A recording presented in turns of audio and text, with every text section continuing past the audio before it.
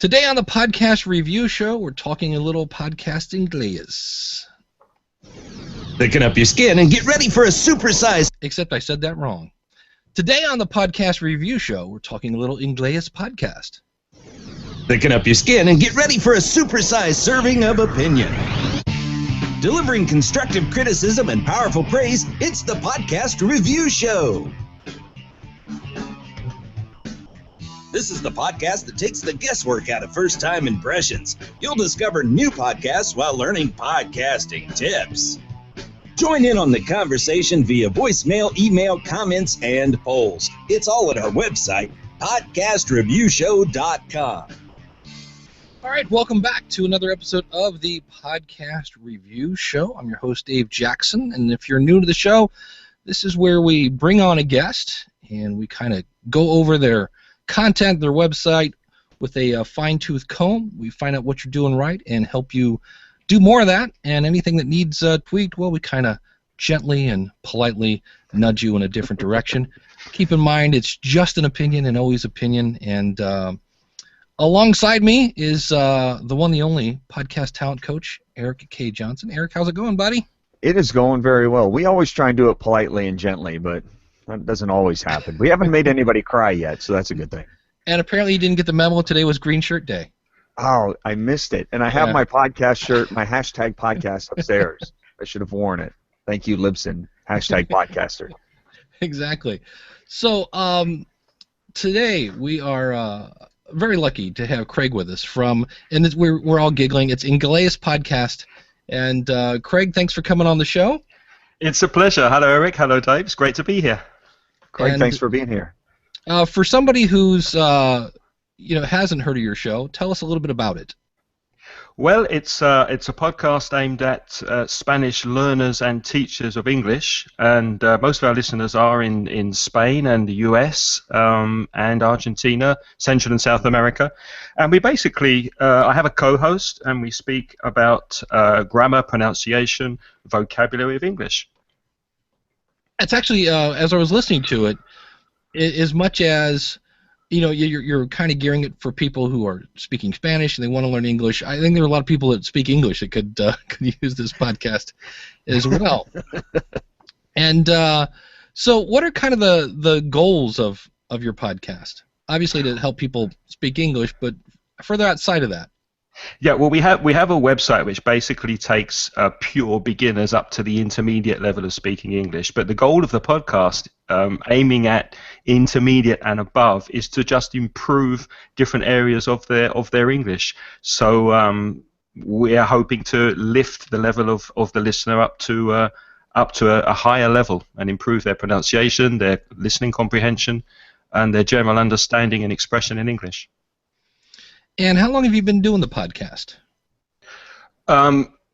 Seriously, or seriously, probably a couple of years. Okay.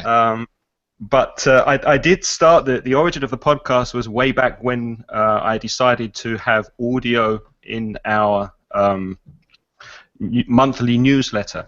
So we send out a monthly newsletter to quite a wide audience, and then I thought, well, it's crazy because they're going to need to hear English pronounced and spoken. So then I just put audio files onto the newsletter. That turned into a really boring podcast that I did solo. And then a couple of years ago, I started podcasting with my colleague and good friend Reza, and then that developed into what the podcast is today. So, Craig, is your main business then as a teacher, as a face-to-face teacher? I teach at the British Council here in Valencia. That's part-time. And I also have a business online that we've had since 2001. And I have a Spanish partner. And together we have courses for English teaching on another website. So although it's tied into the podcast, the main business is on another website. So does this podcast, is it intended to generate business for the other website then? That's a good question. I'm hoping it does. I've always been interested in podcasting, and I definitely thought it could help the audience to have a podcast, although I didn't really start the podcast with that in mind. It's developed into that. I'm pretty sure it does help the main website. It drives traffic to that website, but that wasn't the reason for starting it. Okay. Got it. Well, we always like to listen to the first few minutes of the show just so everybody can kind of get acquainted with you and your show. And there wasn't anything super racy in the episode that we listened to, but I did notice in the notes you sent us this is. It's geared for adults, but it's not adult-oriented topics, I guess is a way to say that. So you'll understand what I mean here when I hit play, but we're going to listen to the first couple minutes. Hello! Scared the living daylights out of me. I'm waiting for my...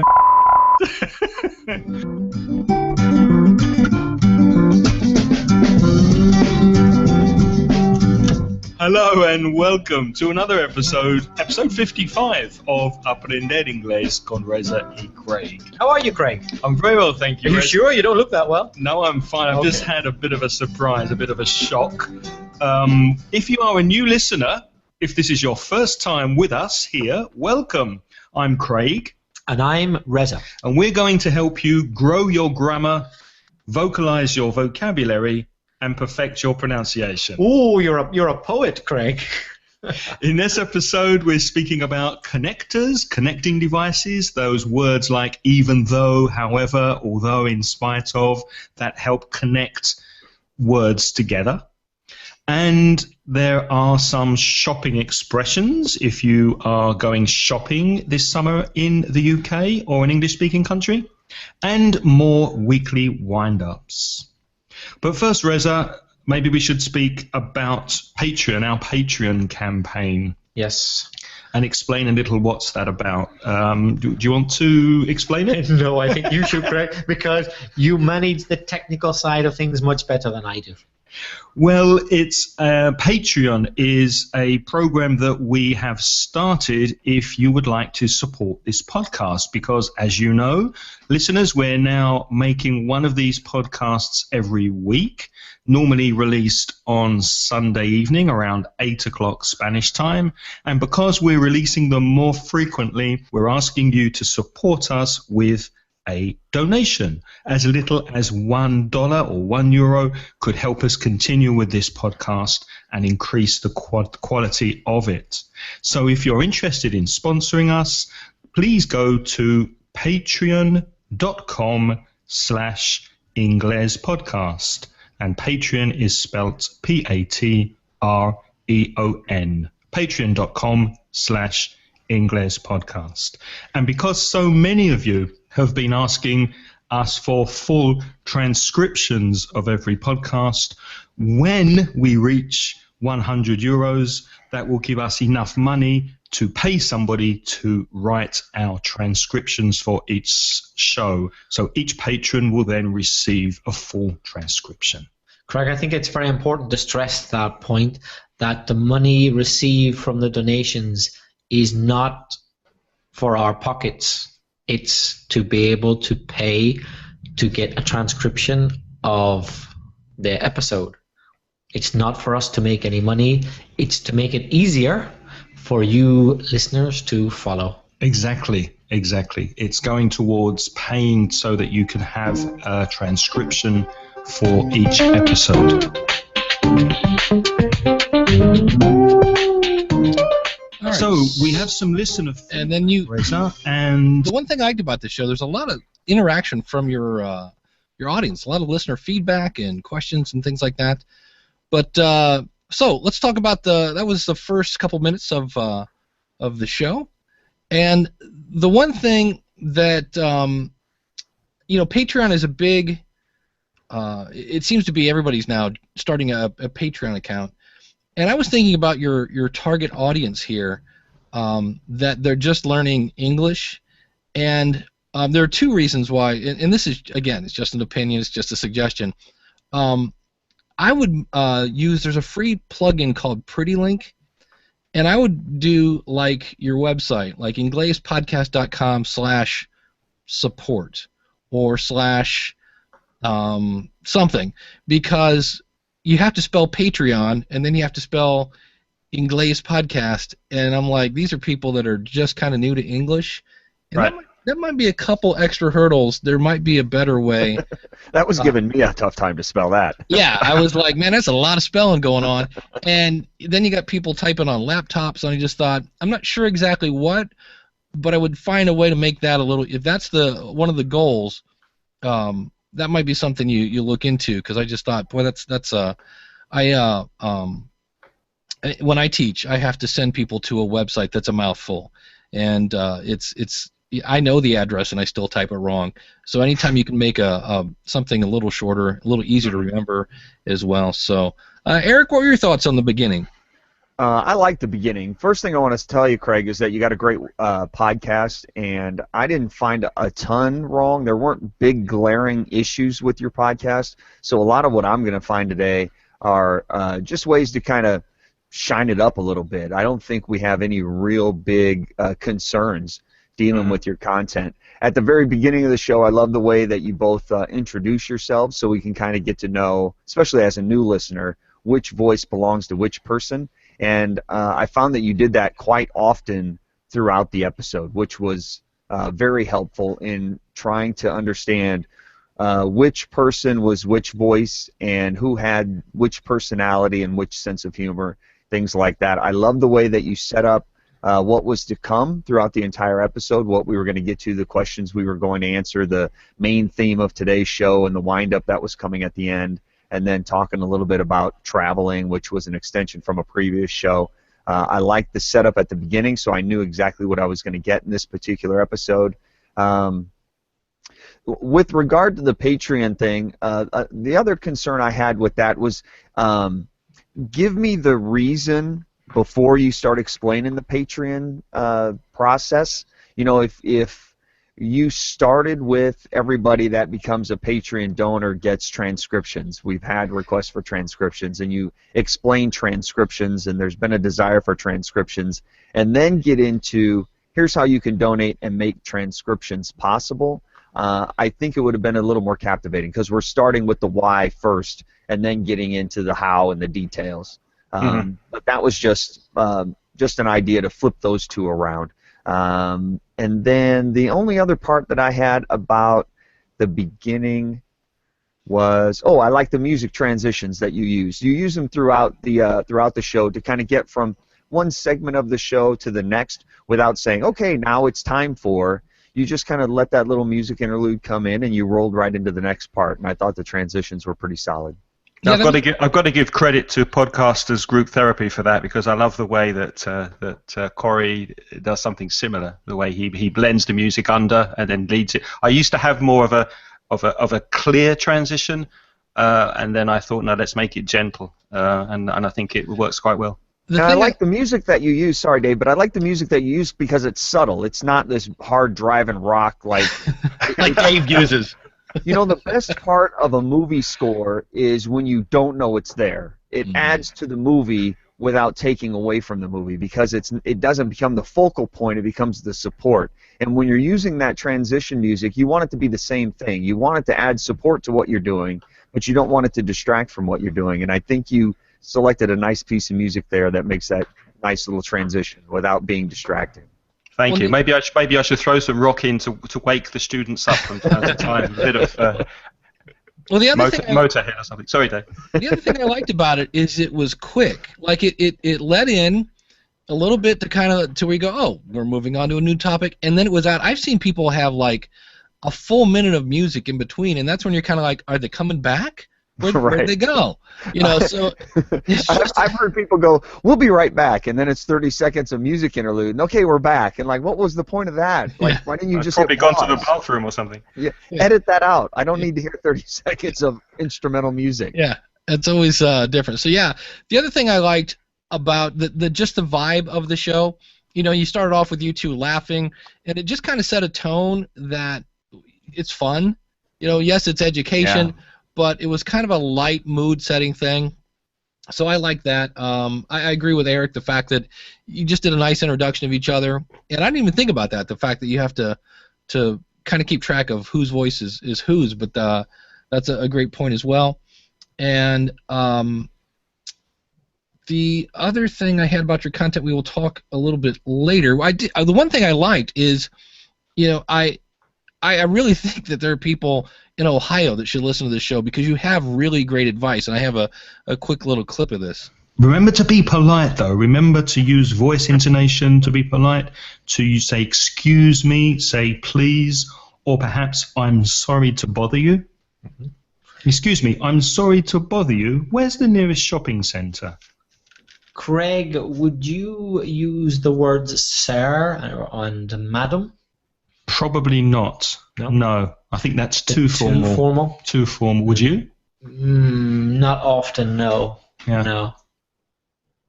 So I heard that and I was like, I know a lot of people in Cleveland that need to hear that. It's just great advice.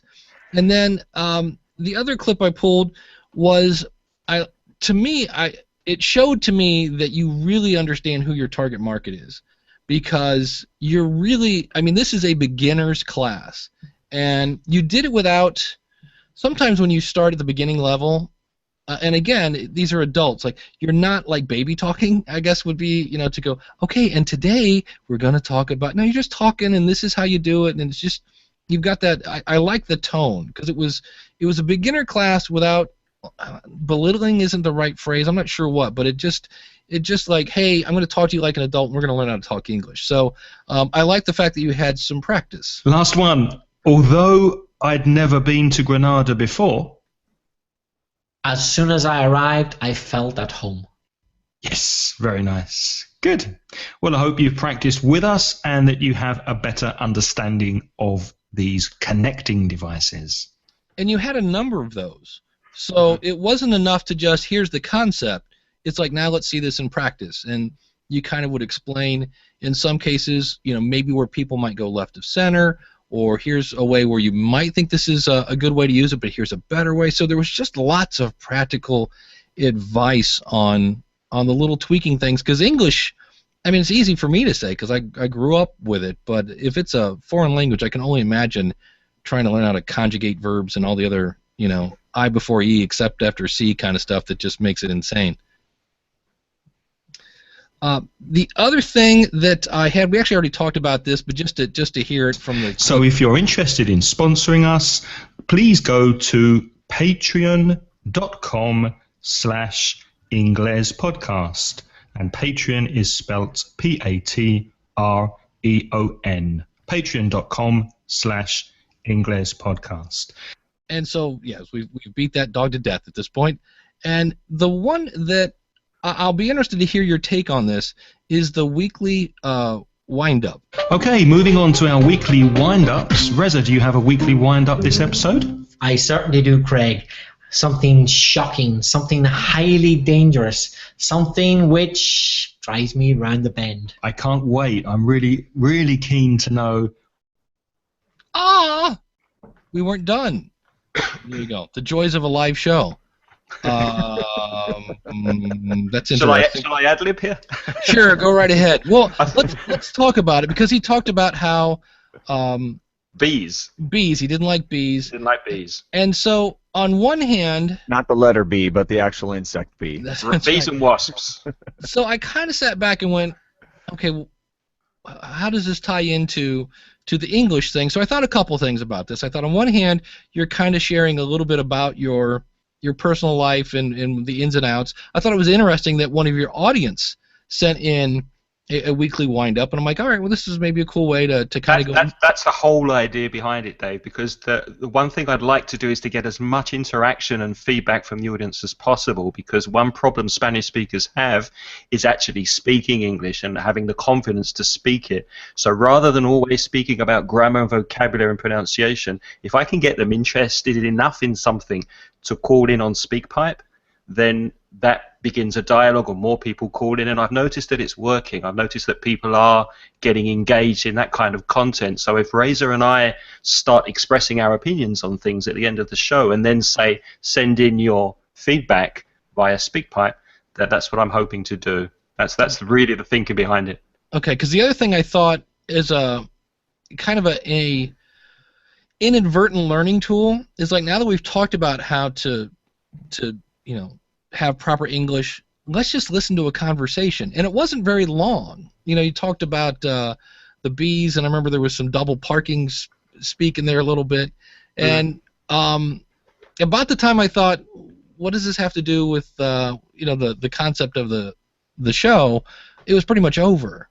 So that was the only part that I was kind of like, what is that? So, Eric, did that throw you for a loop at all, or? Yeah, when I was listening to it, I was wondering what the purpose of the wind-up was as well. And Craig, to hear you explain the fact that we're looking for interaction, we're looking to be able to critique the proper grammar and pronunciations, that makes sense. So maybe leading into the wind-up, it's just a matter of adding a sentence in there to kind of connect the wind-up to the rest of the show.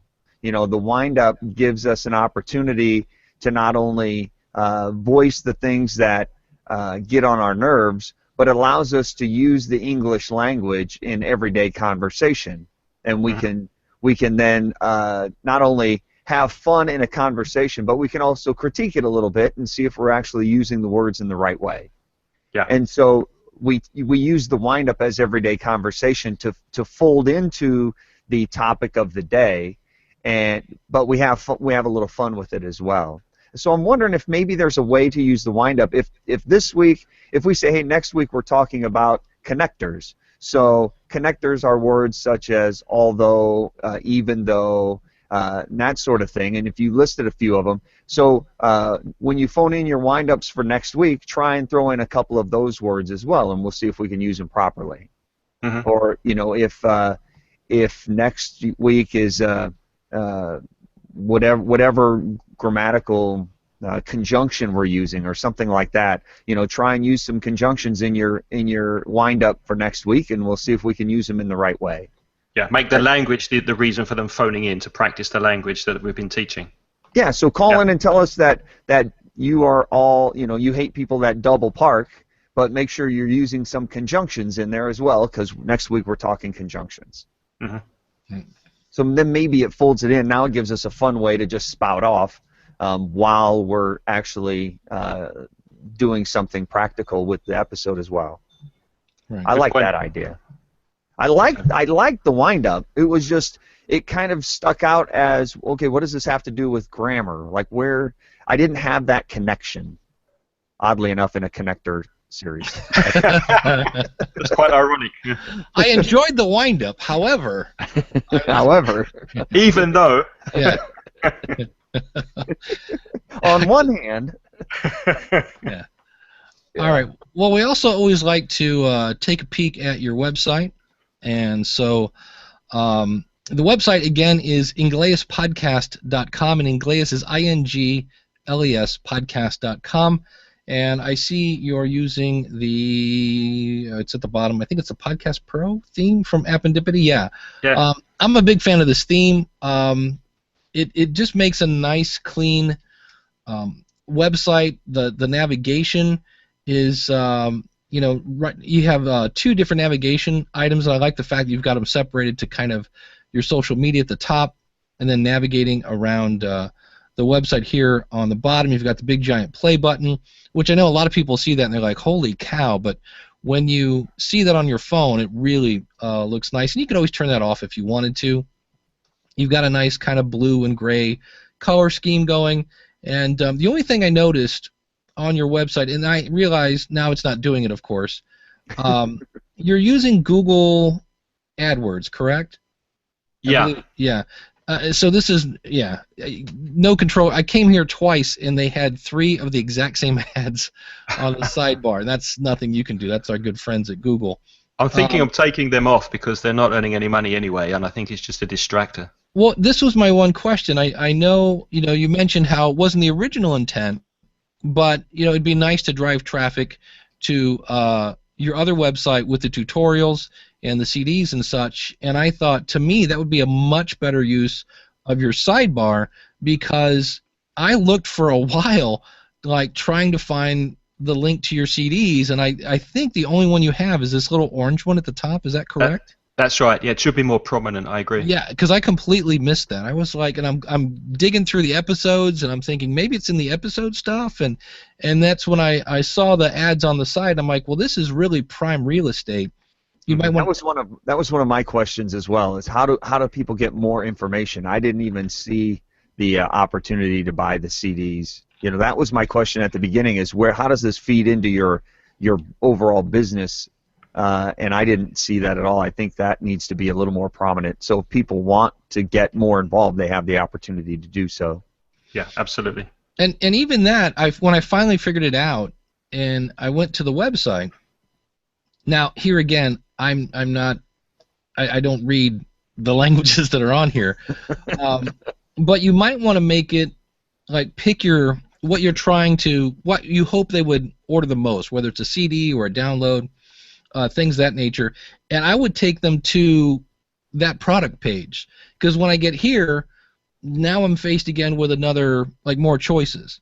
Mm-hmm. And so, if you have here's a course CD, so maybe you just put that link right to this, so that they don't have to just, get one of the clicks out of the way, because unfortunately, the more they have to search and click, the better the chance they're going to get lost or things of that nature. So that might be something. I don't know, if there's a way to put, a buy button on the actual, on your other website, or they have to go here. That would make life a whole lot easier. If you could just say, click here to buy, and boom, do it all on that website. That would be great. If you're just listening, the first page we looked at looked like a catalog page. There were a lot of products on there, and you kind of had to search to find the one. And if you found one and clicked on it, now it takes you to a buy page that has a lot of the details of the one particular product on it. Mm-hmm. So that was just because I was like, okay, I really want to buy a CD. What do I have to do to get there? And of course, again, part of the problem is I don't read Spanish, but most of these you do have in English as well. So I just thought that might be something. And then you said do you sell downloads as well? Yeah, they're at the bottom, further down. These are all CDs by mail order, and then these below are direct downloads, and also the CDs we also have as direct downloads as well. Okay, great. But that's something I've got on my list of to-dos, is to put on inglespodcast.com buttons that take people direct to the download page so they can download the product immediately. Yeah, that would be great. Because it wasn't super hard, it just wasn't super easy for me to figure out, because I saw that was one of your goals, and I'm like, okay, how do I get to where you want me to be? The other thing I thought it was great, you have an FAQ here which has a whole list about, again, in multiple languages, what is a podcast and how do you listen, and I love the personality here with the little dog in a car. And again, you explain what is a podcast, and everything's great. There isn't a lot here about the podcast. Yeah, that's one of the questions I have about the website. I've got a couple of things. The first thing I'd like to put up an about page, but yes. One problem or one thing I've been thinking of is that the podcasts are probably going to change in the near future. So maybe there'll be one dropping away, and then maybe adding a different one. So what should I do? Should I write a generic about page? I'm not sure what to put in the text. So, Craig, right now you have 3 different podcasts, correct? Yes. And what are the differences between the 3? The one you heard is the co-hosted one about general English. There's another one where I do interviews with people in the English teaching space. I'd like to keep that going. The third one that I'll probably drop off in a few months is an exam-based podcast that was started to promote sales on the exam CD that we sell. So I'm thinking of stopping that. If that one goes away, meaning you discontinue doing new episodes of that particular podcast, wouldn't it make sense to keep the old episodes living on the website where people could go and access those if they want to get involved with the exam? Absolutely. So on the FAQ, you could put all 3 podcasts up there. If you discontinue the third one and add a fourth, you could just add that 4th question to the FAQ and edit the FAQ about the third one that has gone away, where you could say, we no longer produce new episodes of this podcast, though this podcast contains a lot of great information. If you're consider taking the exam, you can find all sorts of helpful information. Here's the link to those particular episodes. So should the about page then have some information about each podcast and also a background to the company or about myself? Yeah, I'm not clear what should be on the about page. My thought is, if we're making the about page forward facing and about the listener, so the listener comes to the website and they have some questions, they want to know what this is all about. When they get to your about page, you say, hey, thanks for coming along. We're looking forward to joining you in your journey in learning English. Here are some options we have for you. If you are looking to take the exam, this podcast here is all about taking the exam and finding helpful tips. If you teach in this space and you're looking to help others learn the English language and you'd like to hear some great interviews we've done with your colleagues, you can find those here. If you're simply just learning to or looking to learn English because you're traveling to an English-speaking country or you need it for your job, this podcast here might help you with that. So it kind of tells what you do in each of the podcasts without saying, hey, look at us, look at everything we do. Mm-hmm. We're saying, if you need this help, here's where we can help you find that help and lead them to each particular podcast in your series, in your repertoire. Got it. Yeah, that makes sense. Dave, what do you think about that idea? Yeah, I like it. I always say, because the first thing there is like, they're on your website and they're like, well, what is this? And so when they go to that page and each one explains each one, and you could have links to here, click here to listen, click here to iTunes, and etc. And then under that, I would say, okay, and here is a little bit about Craig, here's a little bit of Resi, and because at that point they're like, okay, and that's just kind of icing on the cake. And it kind of adds to the, okay, here's what we have, and here's why you should listen, because Craig's been doing this for X amount of years, and et cetera, et cetera. You start to put some of your credentials, and that's, a lot of times, that's the hard part for a lot of people. Nobody wants to talk up themselves, but just give yourself a little street cred, and that just gives them more reason to click and listen.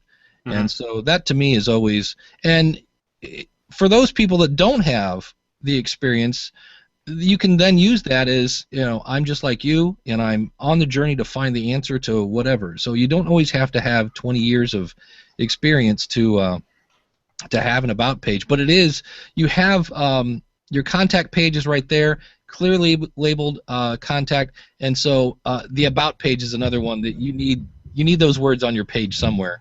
And right. FAQ is great, but I was like, that's the only one I was like, we need the word about here somewhere, because you'll be amazed at how much traffic the about page gets. Yeah, it's on my list as well. Can I ask something about the RSS feed button? People have said in the past that that's very important, especially if you're thinking of podcast awards and that kind of thing. But have things changed, or should I be thinking about, because I tried to put one on once, I tried to find the code I needed in my source code, and because I can't read code, I couldn't find the code I needed to put into the button. Got it. Do you know who, like, are you using PowerPress or using Libsyn's feed? Libsyn. Okay, so you're using Libsyn's feed but do you have three then Libsyn accounts, one for each podcast? No, they're all on the same feed because they're all English teaching related. I've kept them on the same feed. Okay, so when you go into destinations under Libsyn, you'll see the link to your RSS feed. It's the first one is a link to like your Libsyn website, which nobody uses, and then they'll have a link to the feed. Just copy that address, and if you add a button, like there's actually in Appendipity, you can add a RSS button, just like you have the iTunes and the Stitcher one. And I know a lot of people are like, well, you shouldn't put it on there because people that click on it, especially if you're in Chrome, it just brings up all the gibberish. Yeah, I clicked on yours and I just saw a load of code and I thought, well, what am I supposed to do with this? Right. So what that's for? Nothing really. That's the problem. And is if you have an uneducated kind of, people are like, I think I just broke their website. What that's for is, and this is where we kind of wish the Android people would get off their rear end, is what if Stitcher's like the number 2 app, but there are those people that are, using other platforms and such, different applications on the Android side, and you kind of need the RSS feed for those people that do know what to do with it, but they don't want to use Stitcher. So by giving that, it gives them that option. It's kind of a, this is where your audience may be better than I do. I usually put it on there, but my audience is a little more technical. They're not very. My audience isn't very tech savvy. I try to organize a a Google Hangout last week to speak to some students, and nobody connected because they didn't know how to get on. Okay, because that was going to be one of my suggestions. All right, well, but the other thing that right now Microsoft has no like directory, and so what they're looking for is your RSS feed, and so that's the other reason to do that. You know, you could always put it in a link in the footer, someplace where nobody's going to see it. Something like that. But yeah, Microsoft's they're not sure what they're doing with podcasts at this point, but they have some sort of search mechanism in Microsoft Webmaster Tools, and if you have an RSS feed, they will find, because I've had people that have found my shows on their Windows phone, and they somehow found me through SoundCloud, which I'm not even a huge SoundCloud fan, but they found my SoundCloud feed, which I don't even promote, but you know, Microsoft searched the web and that's what they found, so it's kind of goofy in that way. But yeah, so it is kind of odd, because like you'll have those people like, oh, I saw the feed thing, so I clicked on it and I just got a face full of gibberish. Yeah. So you know, you might want to say, well, in this case, I'll just direct them to Stitcher, and that's where kind of knowing your audience comes into play. So. Can I ask something quickly about the site? The show notes, I used to put all the show notes on Libsyn. When I started the website, I thought it made a lot of sense to just link from Libsyn to the website. But then when I click on the iPhone, I'm not getting any of the show notes, and the links don't even work to take somebody to see the show notes. It's very important for my audience to follow along with the show notes if they're not understanding the conversations I'm having with my co-host. So the question is, should I be posting all my show notes into the Libsyn blog as well?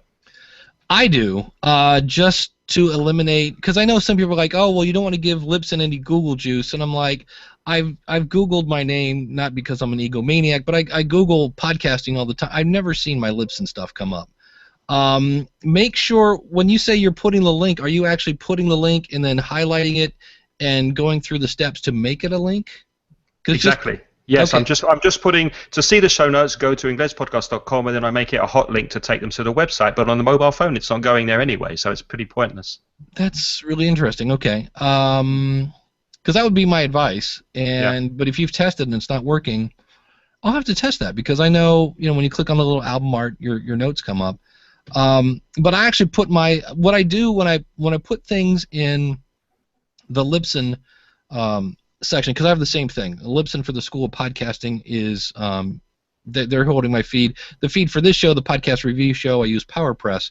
But with Libsyn, I always make sure I don't have any pictures. It's all text-based, because I want to keep the feed over there really simple. I don't want anything.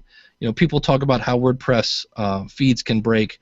You can break a Libsyn feed too. I did it once with I threw in a bunch of YouTube code, and you can also, if you copy from Microsoft Word and paste into Libsyn, there's some extra coding in there that, and it's not a Libsyn thing, it would break any RSS feed, but so I do have there, and I'll have to go and check now and see if my links are working, because all this time I've thought they're working fine. So but you know, even if it's just the text, but the idea, though, again, is to drive people back to your website so they can then order your CDs and stuff. So I would just say test it in this point.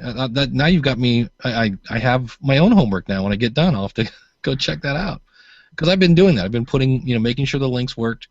And now, on the other hand, it may not be working on the smartphone. Libsyn does have a directory, and again, this isn't something that I'm getting a huge amount of traffic from. I don't really promote it, but it is out there, and I think it feeds a couple different apps that you might be getting some traffic that way as well. But it sounds like you're on the right path. I'll just have to see what's going on, and when in doubt, maybe I'll have to ask Crystal and all the other folks over there at Libsyn to go, what's the point of that? Because that kind of I was getting all ready to show you how to make a hot link, and you're already there. So, can I ask you and Eric, what's your opinion on putting different photos on each blog post? I've been using, for the most part, a generic image which comes up on the website for each episode, because sometimes when I share it on social media, I get the wrong image showing. So I thought, why not just put an image that I know is going to come up that says English podcast on it? I typically add a photo on my show notes that has something to do with the episode itself, and then I don't necessarily share it on social media. I go and create a new post on social media where I upload the exact same photo. So the photo on social media is the exact same photo on the show notes. So if they're clicking the bit.ly link that I've added to my Twitter post or something like that, it takes them directly to that page. They see the exact same photo and they know they're in the right spot. But you definitely see an advantage in changing the image for every episode. I think so, because if they're coming, if you just use, let's say I use my logo, for example, as the image on social media, and they click it and they come, and every one of my episodes has the exact same logo, they're not going to be sure which episode we're talking about, which episode they need to click on to hear. So I want to make, if I put a photo of a little white dog driving a car on my social media and they click on it and they see 14 images and one of them's the little white dog driving the car, they'll know that that's the episode they're looking for. Got it. So yeah, I find that an advantage because we're such visual beings that when we see that unique image, we'll know we're in the right spot. Mm-hmm. Yeah, it's different studies have shown how both on Twitter and Facebook, because I'm not much of a photo person on Twitter, but I know adding photos to anything seems to increase clicks and views and things like that. We're just nobody really reads stuff. We all go by the headline. That's why your titles are so important of your episodes, and anything that you can get people to just dig a little deeper into your content is always a good thing. And images are great, and that's why I use a service called Canva. It's canva.com. And because sometimes royalty-free photos get costly, and so you can get a photo for $1 and then actually put it into its own graphic. They have pre-made templates for different social media, so I like that without breaking the bank, because a lot of people, and I've done this in the past, go to images.google.com, but I'm starting to hear more and more about different tools that photographers can use to basically reverse engineer and find out who's using their photo without paying for it. That's starting to make me want to wet my pants, because I used to do that a lot in the past on other blogs. And I'm like, okay, so. Dave, when you use Canva, do you only use their photos, or do you ever upload your own? I do upload my own. On occasion, if I'll have something, if it's I know the School of Podcasting logo is up there, and if I have a picture of the guest that I'm interviewing or something of that nature, I will upload those there. So it's actually a pretty sweet tool. Then will you use their text tool to put verbiage on the photo? It depends. Most of the time I do, because they have a pretty wide variety of fonts. But if there's really something I'm looking for it to do, and for whatever reason that just nothing really strikes me, then I'll download it without the pictures, and then I use a program called Paint Shop Pro, which I affectionately refer to as the poor man's Photoshop. And I'll put, because I've got a ton of fonts on my machine, so I'll go ahead and finish it up here. So. And then when you put your own photos onto Canva, can you make them for sale to others? As far as I know, I'll have to double check that. But yeah, if it's something that you own, and you just, because all at that point you're using that tool just to make, you're putting some icing on the cake, so you should be able to, you own the photo. And I think even if it's their photo, I have to look at that. If you use their photo, I'd have to see what the rights are. I know it's free to use. I'm not sure about free to sell. Okay. But that would be if it's your photo, I would think so. But and then we'll get to the end of your show, and let me get my volume. Here we go. That's all we have this week. Shall we park it there, Craig? Shall we park it there, I think. If you want to send us an email or record your voice and send us a sound file with a comment, then please do. You can ask a question, or like Mumin, send us a weekly wind-up, and do so to craig@inglespodcast.com or to Reza@belfastreza@gmail.com. inglespodcast.com. And you can send us a voice message on our website at inglespodcast.com. You can also sign up to our email list at inglespodcast.com, because we'll send you an email every month. Actually, I sent one yesterday with all the podcasts we've made and published in the previous month. There's no reason to miss any of our podcasts. And again, if you'd like to support the show, please go to patreon.com/inglespodcast, where you can donate $1 per month to help us continue with the show, give you great podcasts, and hopefully also provide full transcriptions. So, until next episode, it's goodbye from me. And it's goodbye from me. Goodbye. The music in this podcast is by Pitts. The track is called See You Later. And, Craig, I had a question for you. When you record this, are you both in the same room? Yes, we are. We both record locally. We're both in Valencia. Okay. Because it seems like, well, tell me how do you both have, is it one microphone, is it two? Well, I wanted to ask you about that because the episode that we're listening to at the moment that's being reviewed is being recorded with two Samson 2QUs. Okay. And they've got FET heads and they go into a Zoom H6. But recently I've changed the chain and now I'm using the same microphones but going through a DBX compressor. So I just wondered, the reason I did that was to try and cut out some of my co-host's breathing. He sometimes breathes into the microphone. And it's working. I think it sounds better, but I wanted your ears to maybe tell me if the sound's okay, because I've been fiddling with the knobs, but I'm not experienced enough to know if it's any better. Got it. Are you guys? Because I didn't hear any. I'm assuming you guys have pop filters, or some sort of. We have pop filters, but not so much in that episode. But in past episodes, he does tend to sort of breathe a little into the microphone, which can be annoying. If once you've noticed it once, then you're listening for it. Got it. Well, just tell him to quit breathing. Yeah, I've tried that. Putting a bag over his head. I've tried that. I noticed the limiter because you had asked specifically to compare this episode to another episode in your audio chain, and I don't have great ears. Wearing headphones for a living for 25 years has made my ears not very sensitive. So as I was listening to it, I could definitely tell that you had the gate cranked up on the later episode, not this one, but the other episode. When you started using the limiter, the compressor limiter with that gate, it sounded pretty tight because the room Eric? The room that you're in is pretty bouncy. You had a little less bounce in the later episode than you had in this current episode, but it definitely was still present. And so when the gate would open, I would hear the ambient noise in the room.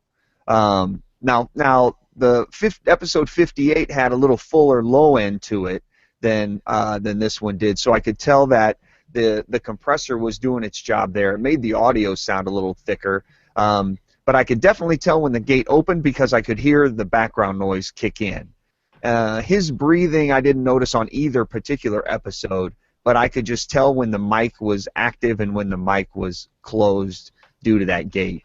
So I didn't have a preference for either one of them. Maybe some dampening devices around where you record to keep the audio from bouncing so much off the walls and your surroundings might help. Whether that's throw a couple blankets over some structure behind you or something like that to keep it from bouncing off the walls. Yeah. Yeah. There's I have. A clip that I got at a local hardware store that's really, you could use this to build muscles. That it's pretty tight, and if you have anything like a bookcase or something, you can get thick moving blankets.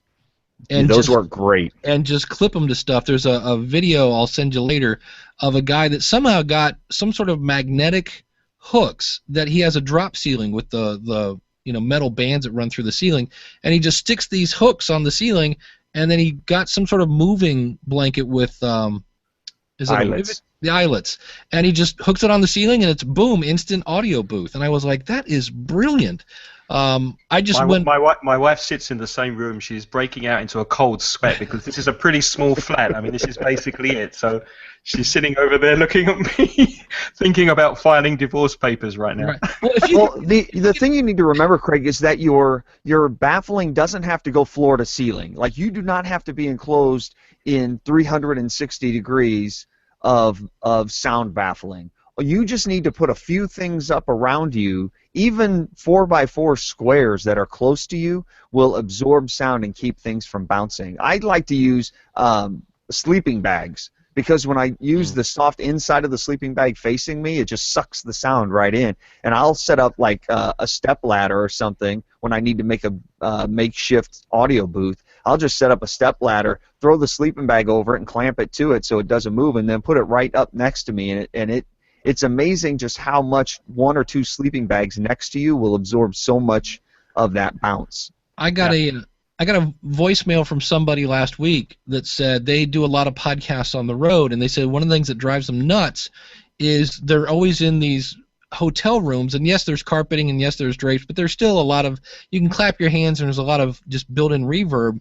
And they said, but yet they turn around, there's always 37 pillows on the bed. And they said why they never thought of this is they have a little mic stand they bring with them. And they said they just put the pillows around the mic, and it completely deadened the room. They're like, yeah. And they said it's free. I didn't have to spend a dime, and I've always got plenty. No matter what hotel I stay in, there's always a ton of that. And when you're recording, are you sitting next to your co-host? Or are you sitting facing each other, or? Now we're sitting at an angle, so we're sitting far enough away so that we're not bleeding into each other's mics, but and also so we can see each other and make hand signals. Right. Okay, that's good, because I know, you're far enough apart so you're not getting that bleed, which is not the end of the earth, but if you can avoid it, that's always a good thing.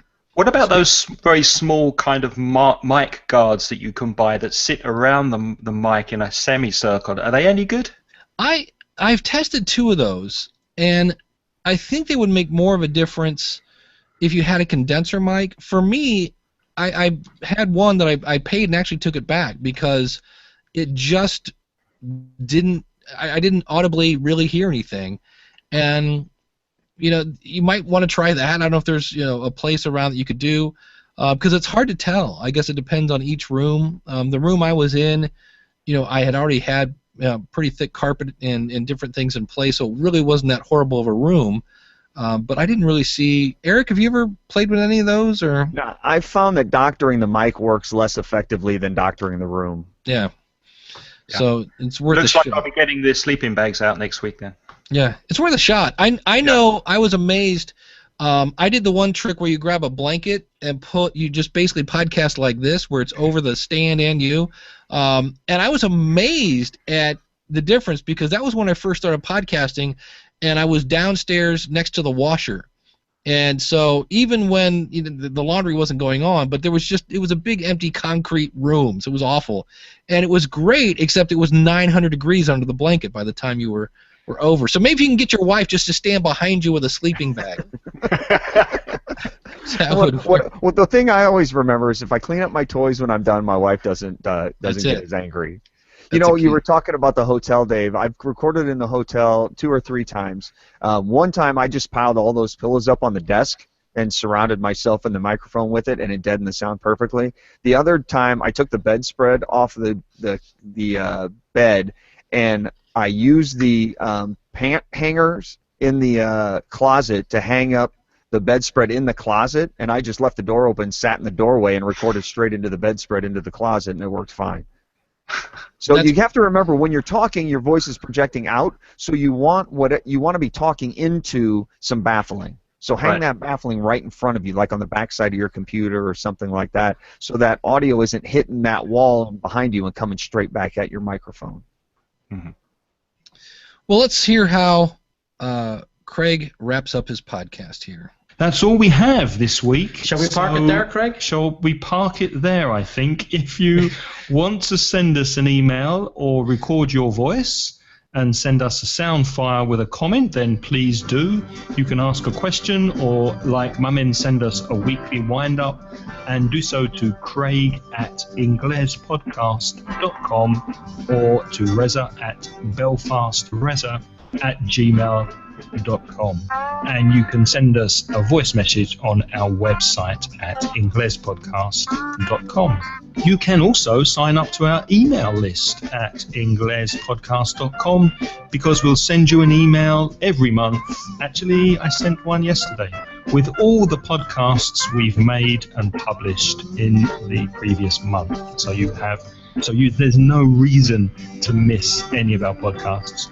And again, if you'd like to support the show, please go to patreon.com/inglespodcast, where you can donate $1 per month to help us continue with the show, give you great podcasts, and hopefully also provide full transcriptions. So, until next episode, it's goodbye from me. And it's goodbye from me. Goodbye. The music in this podcast is by Pitts. The track is called See You Later. It's even making me sweat. I'm so embarrassed. All right. Excellent. Edit point 1 as I hit my marker here. I'm like, I know I've listened to this podcast multiple times, but it seems like I just listened to that. Imagine how sick I feel when I've just edited the thing.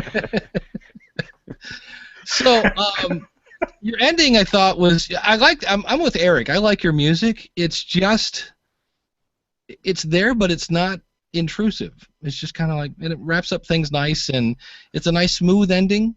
I was trying to think. You had a few call to actions in there. Just a few. Yeah. 2 minutes. Craig, let's trim down the calls to action. So at the end of it, we always like to suggest to podcasters that they make one big call to action, because the more decisions you force your listener to make, the fewer decisions they're going to make. And it's been shown in psychological studies, even if people have to choose between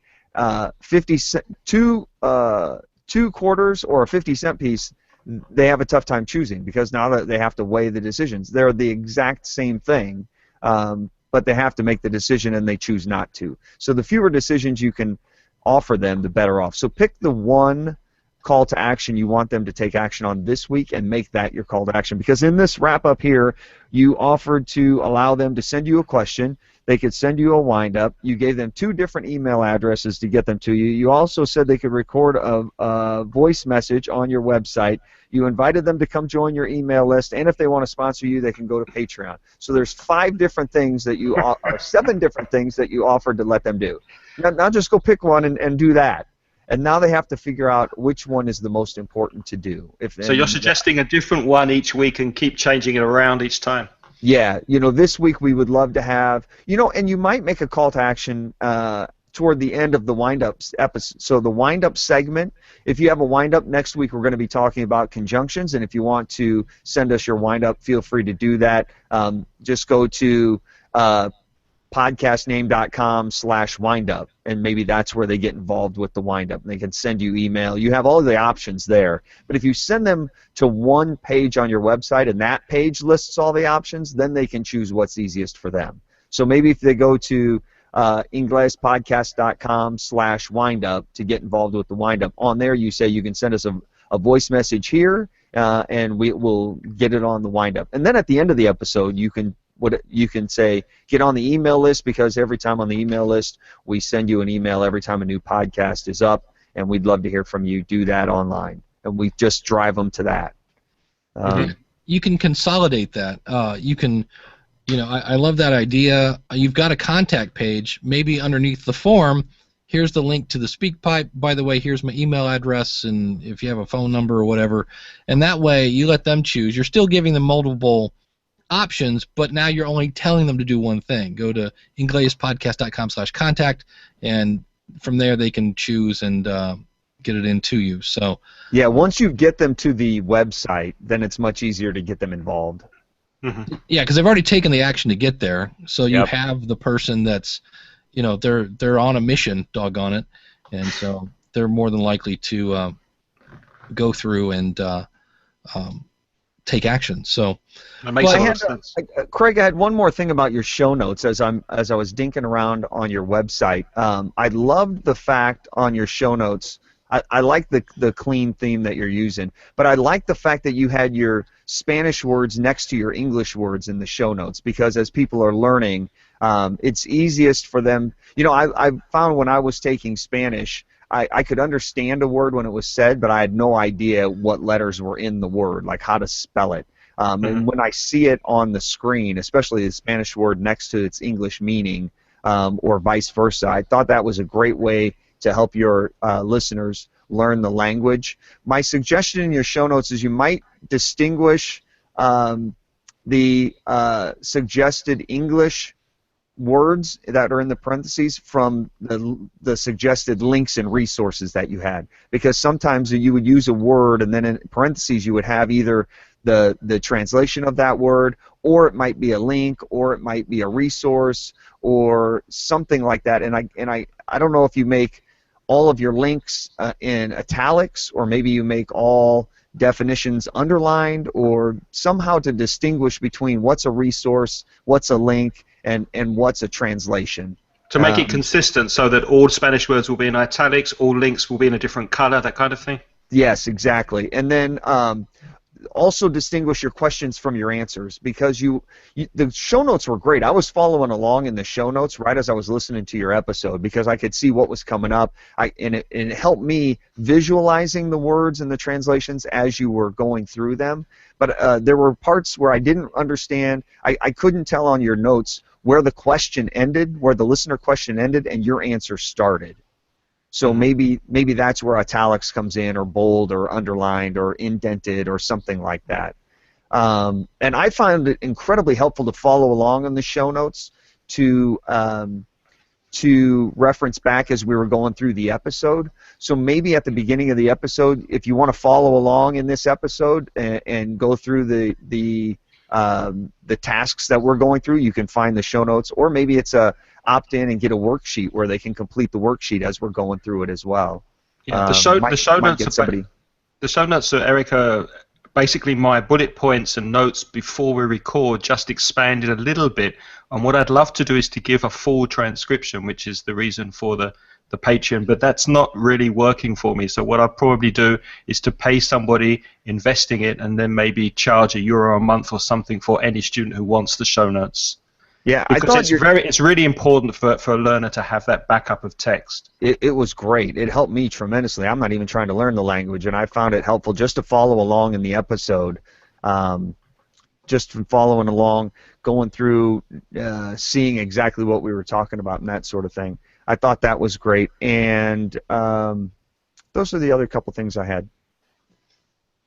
Yeah, I know in the episode you said you've had people request transcripts. Would you gauge that as light interest, medium interest, or heavy interest in that? You mean, would they pay for it? Is that the question? Well, are they asking for it? Or is it just something you think? A lot are asking for it. Okay. A lot are asking for it, and my suspicion is that they're not intermediate level students who are probably understanding 80-90% of what we're saying. That's probably coming from lower intermediate or beginners who need more support when they're listening to the podcast. The problem is that there's so much, I just don't have the time, because you probably know it takes a long time to sit there and write word for word what somebody's saying, and voice to text won't do a good job with the co-host, because it locks onto one voice. So the only option I've got is to invest the money and get somebody to write the show notes for us. Because I was wondering if you could use, I know here in the U.S. there's a service I use called Gumroad that makes it super easy to sell just single individual digital products, and it might be a case where you have it transcribed as a test and then make it available for sale and maybe go that route if Patreon doesn't work out, and then you can maybe better gauge. I realize it's tough because in some cases you have an audience that doesn't have the budget for it or things of that nature, but you can try different things. I applaud the fact that you're trying Patreon at this point. It's how long have you had that account? I think it's new, right? About 2 months.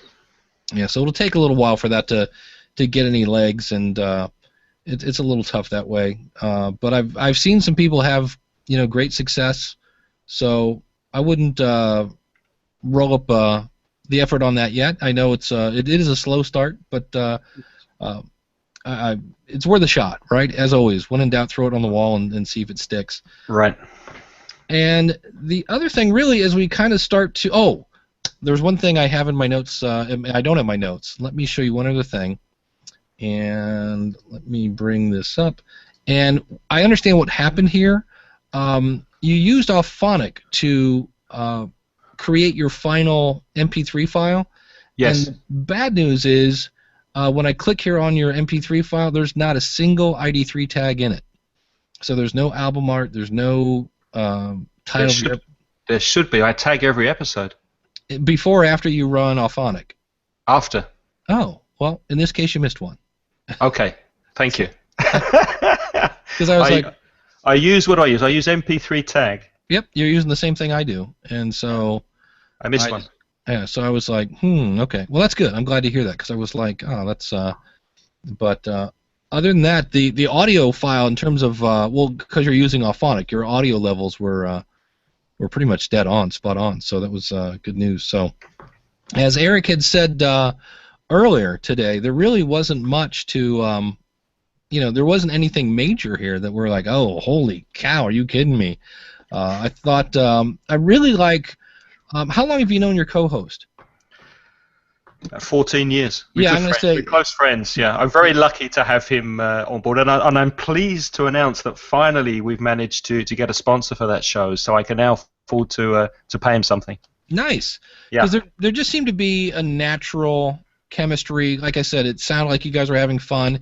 And the other thing, and I don't know if it's just me because I'm a teacher or what, to me, the heart of a trainer was just dripping through the audio. I could tell your sincere, I want to help you learn English was just seemed to drip through the speakers when I listened to it.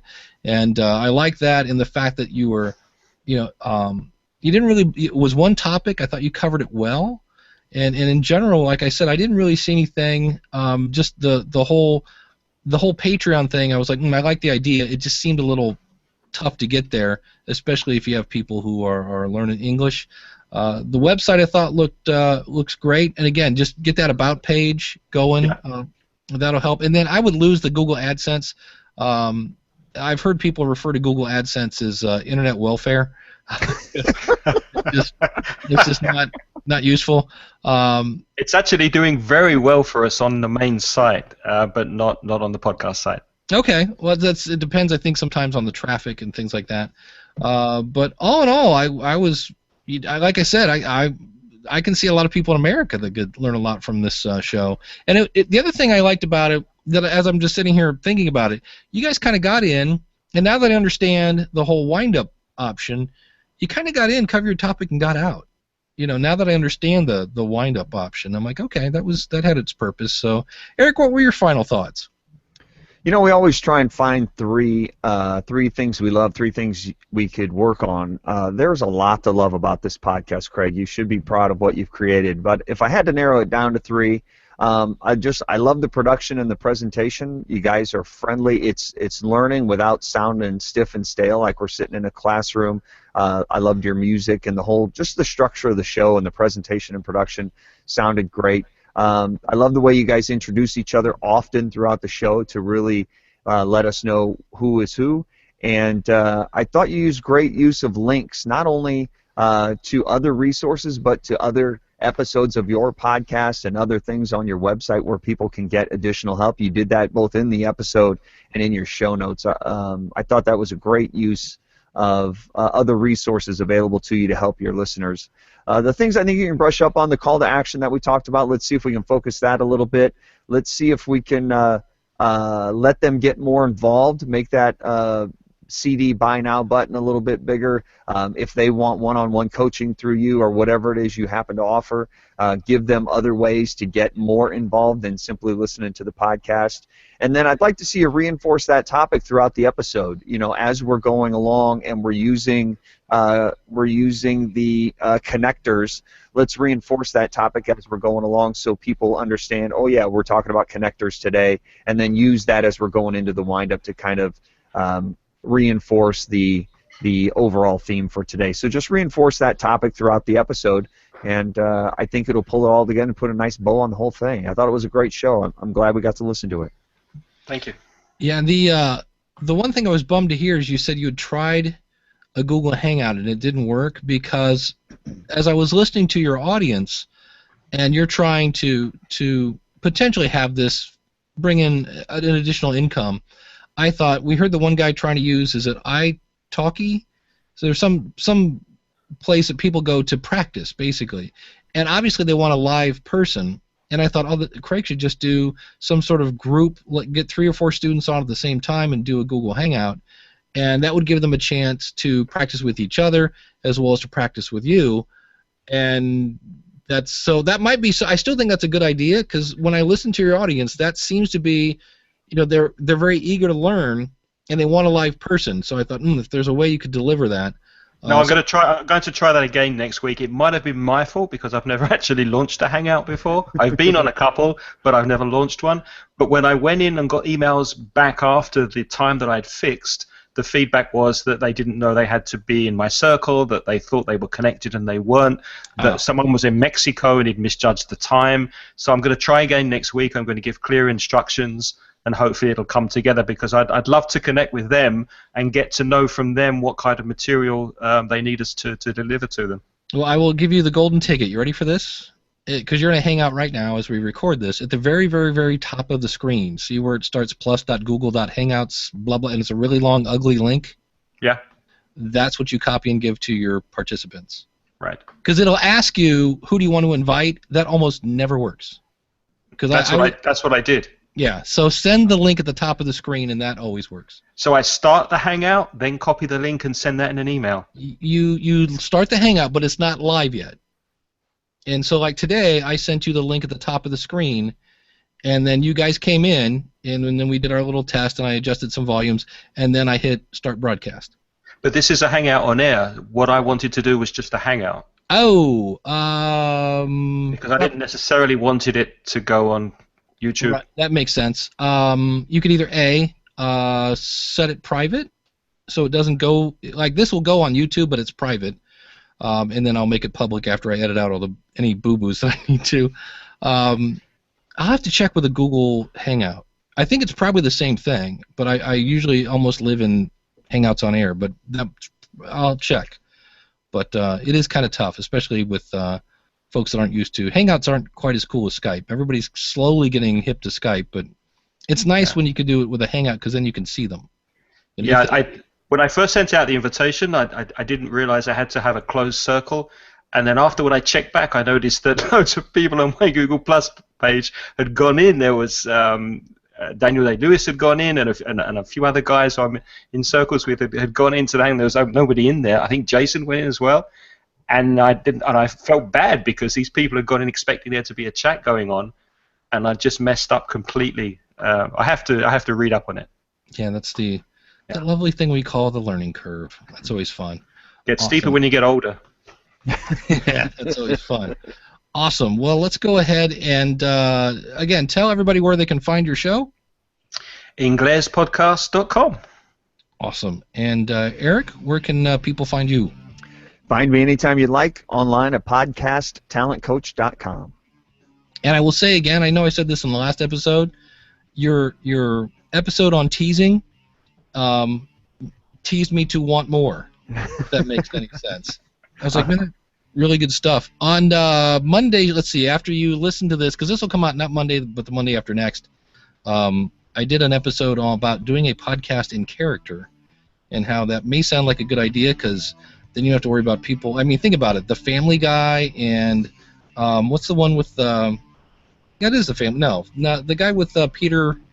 Oh, I'm trying to blank. Yeah, it's Family Guy. It is the Family Guy. Those guys get so do the Simpsons. They get away with the murder because they're a cartoon. They're a character, and so that's one of the advantages of doing a podcast as a character. The bad news is you'll lose your accent halfway through the episode. So I talk about that, and that is on last week's episode of the School of Podcasting as I think about this. So if you'd like to get reviewed, Craig, was the process of getting reviewed, was there many hurdles to go through on that? You mean the process of applying for it? Yeah. Yeah, it was very easy, very straightforward, and very clear. Okay, I've always wondered from the end user standpoint how that went. So yeah, I wasn't sure about that if we were doing it. It was just audio. If I had to get on Skype, if it was a Hangout, I wasn't sure where to look, and then I just checked the email inbox, and then I was straight in.